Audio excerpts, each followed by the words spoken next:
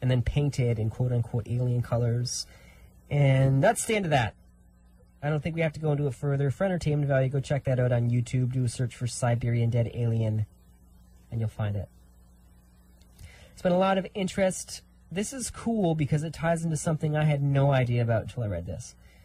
But J. Edgar Hoover used to be the director of the CIA. If you guys didn't know that. And back in the day, there was a strong interest in UFOs by the FBI. Surprise, surprise, right? I mean, that's the biggest ruse that they've tried to pull on us, is that, you know, there has been no interest by the government into flying saucers.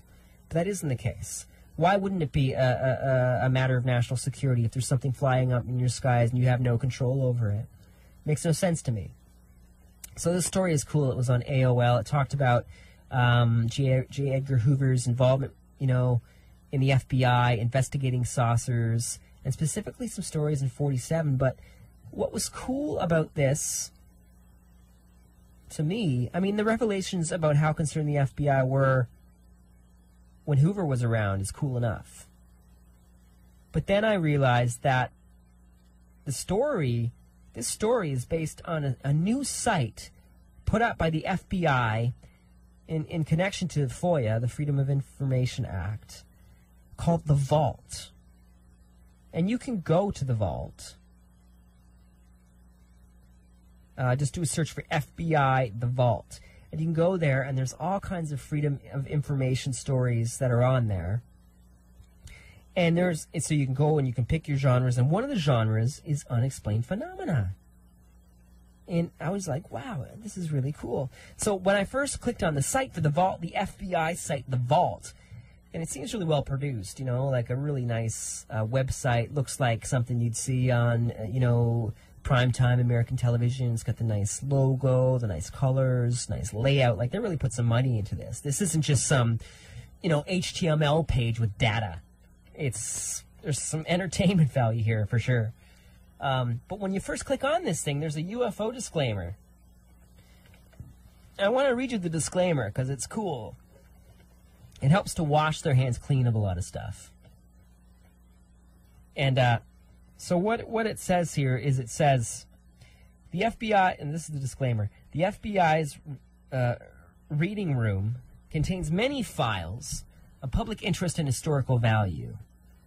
In compliance with the National Archives Record Administration, the NARA requirements, some of these records are no longer in the physical possession of the FBI, eliminating the FBI's capability to re-review and or reprocess this material.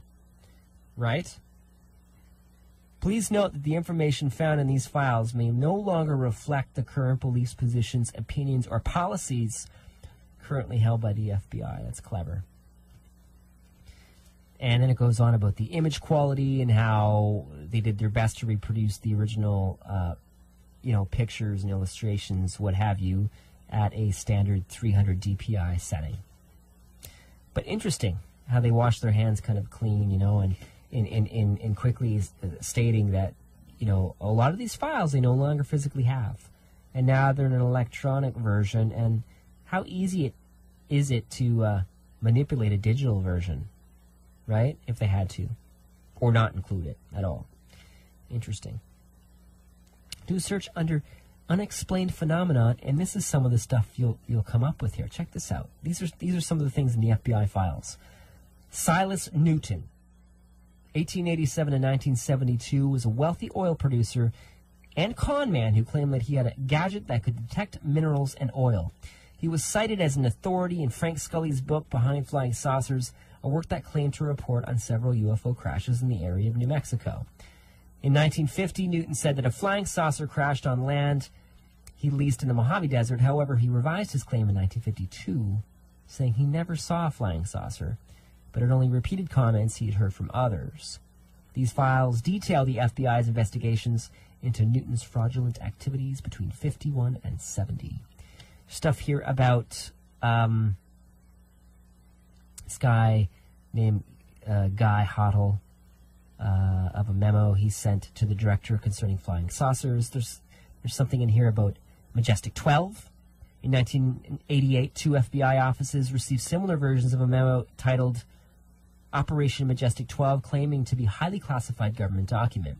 The memo appeared to be a briefing for newly elected President Eisenhower on a secret committee created to exploit a recovery of an extraterrestrial aircraft and cover up this work from public examination. An Air Force investigation determined the document to be a fake. December 6, 2010.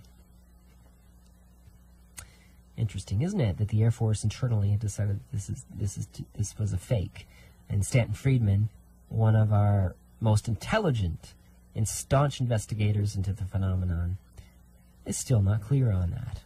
So, who knows? There's some stuff on investigations into NICAP.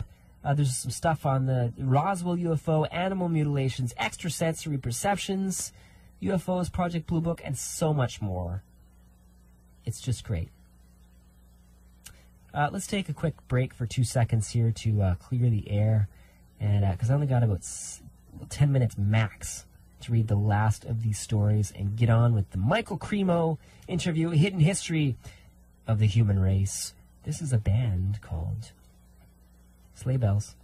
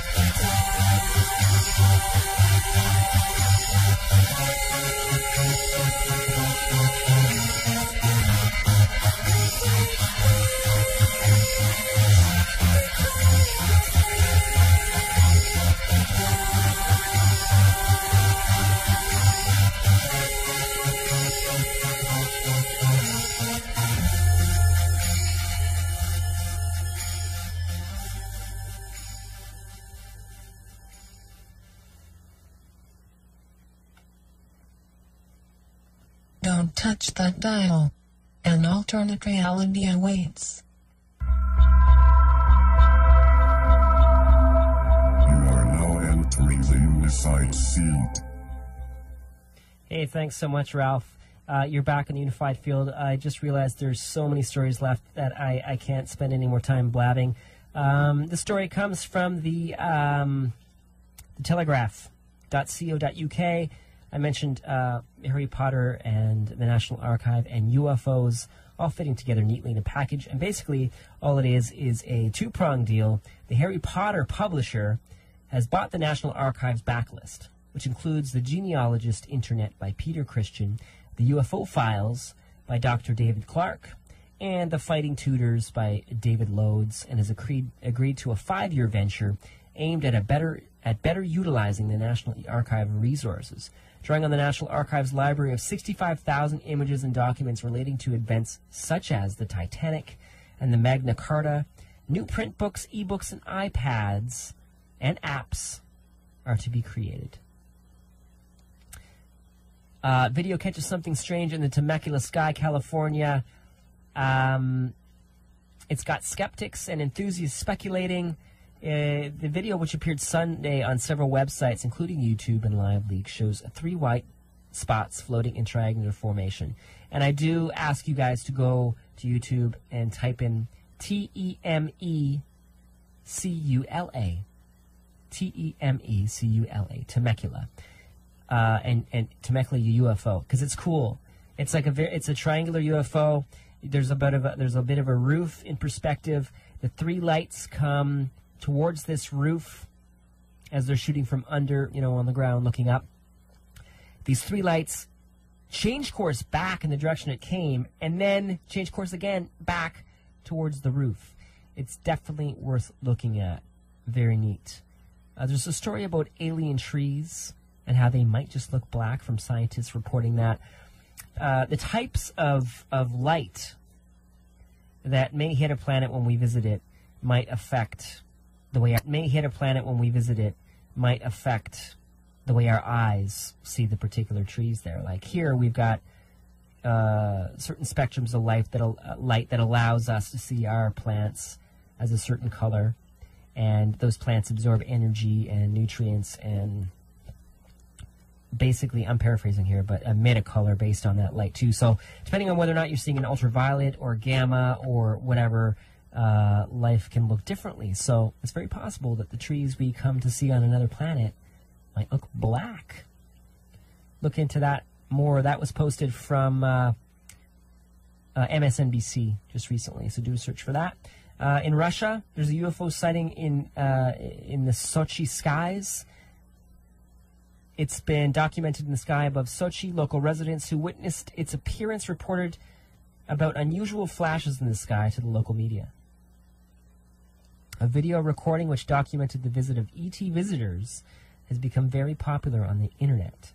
According to the resident of the Krasnodar territory, Sergei Kolpakov, who filmed some luminous objects with his mobile phone, the silhouette of those lights looked like flying saucers.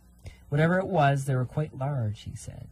After the UFO footage was featured in a local television news report, several other people who also claimed to have witnessed an unusual phenomenon in the sky over the city responded to the video.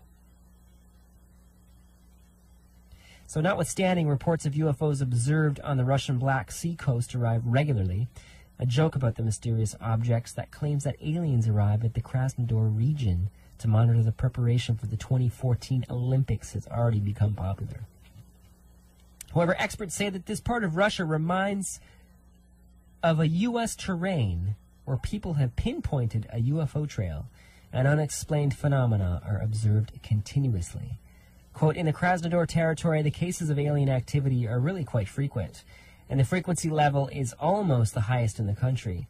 In places like Sochi, a big city stretching along the coast, there was really a good chance to notice something unusual, said a representative of the Kosmopoisk Society, Vadim Chernobrov. A rare exoplanet has Star Wars twin sunset, an alien world found using astrometry. It's just 49 light years away from Earth. And if you remember Star Wars on the planet Tatooine in A New Hope, they have two suns in their sky.